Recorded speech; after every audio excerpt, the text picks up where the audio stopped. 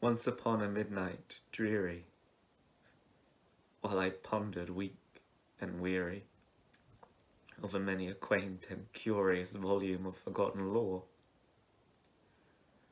whilst I nodded, nearly napping, suddenly there came a tapping, as if someone gently rapping at my chamber door. "'Tis some visitor," I muttered, tapping at my chamber door. "This it is, and nothing more." Ah, distinctly I remember. It was in the bleak December that each separate dying ember wrought its ghost upon the floor. Eagerly I wished the morrow. Vainly I had sought to borrow from my books a cease of sorrow. Sorrow for the lost Lenore, for the rare and radiant maiden whom the angels name Lenore. Nameless here, forevermore.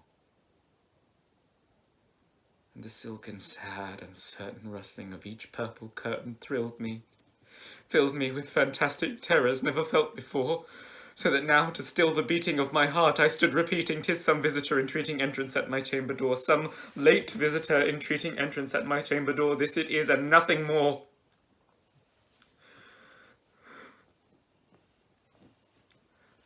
Presently my soul grew stronger, hesitating then no longer. "Sir," said I, "or madam, truly your forgiveness I implore. But the fact is I was napping, and so faintly you came rapping, and so gently you came tapping at my chamber door, that I scarce was sure I heard you." Here I opened wide the door. Darkness there, and nothing more. Deep into that darkness peering, long I stood there, wondering, fearing, doubting, dreaming dreams no mortal ever dared to dream before. But the silence was unbroken, and the stillness gave no token. The only word there spoken was the whispered word, "Lenore." This I whispered, and an echo murmured back the word "Lenore." Merely this, and nothing more. Back into the chamber turning, all my soul within me burning, soon again I heard a tapping, somewhat louder than before. "Surely," said I, "surely that is something at my window lattice. Let me see then what thereat is, and this mystery explore. Let my heart be still a moment, and this mystery explore. 'Tis the wind, and nothing more." Open here I flung the shutter, when with many a flirt and flutter in there stepped a stately raven of the saintly days of yore. Not the least obeisance made he, not a minute stopped or stayed he, but with mien of lord or lady perched above my chamber door, perched upon a bust of Pallas just above my chamber door, perched and sat, and nothing more. Then this ebony bird beguiling my sad fancy into smiling, by the grave and stern decorum of the countenance it wore. "Though thy crest be shorn and shaven, thou," I said, "art sure no craven, ghastly, grim, and ancient raven wandering in from the nightly shore. Tell me what thy lordly name is on the night's Plutonian shore." Quoth the raven, "Nevermore." Much I marvelled this ungainly fowl to hear discourse so plainly, though its answer little meaning, little relevancy bore.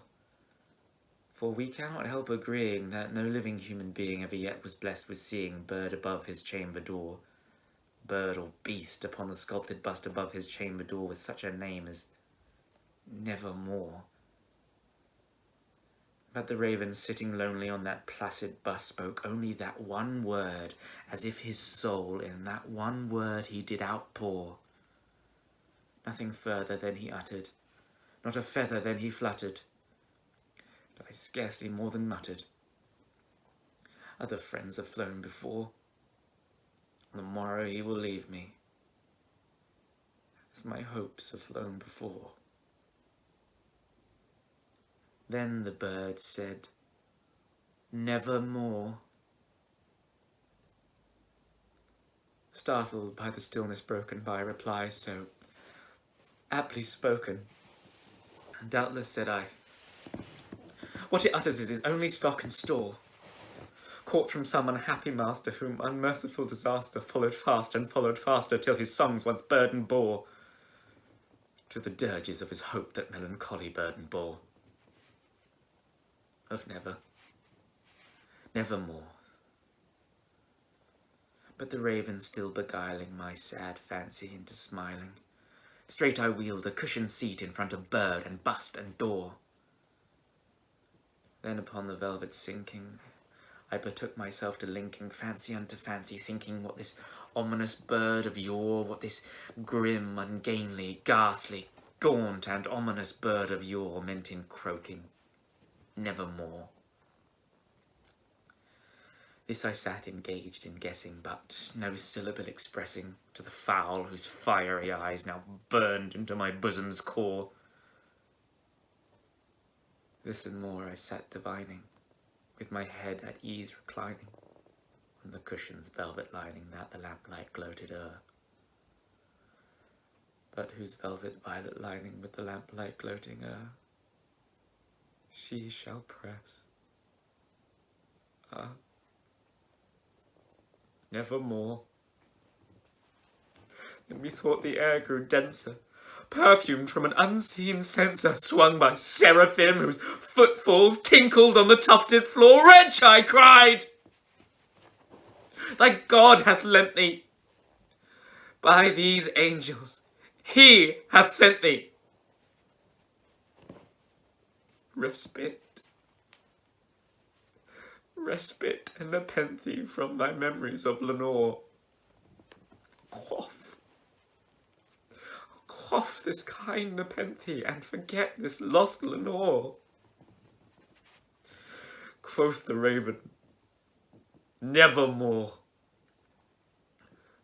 Prophet, said I, thing of evil, prophet still, if bird or devil, where the tempter sent, or where the tempest tossed thee here ashore, desolate, yet all undaunted, on this desert land enchanted, on this home by horror haunted. Tell me truly, I implore, is there balm in Gilead? Tell me truly, I implore. Quoth the raven,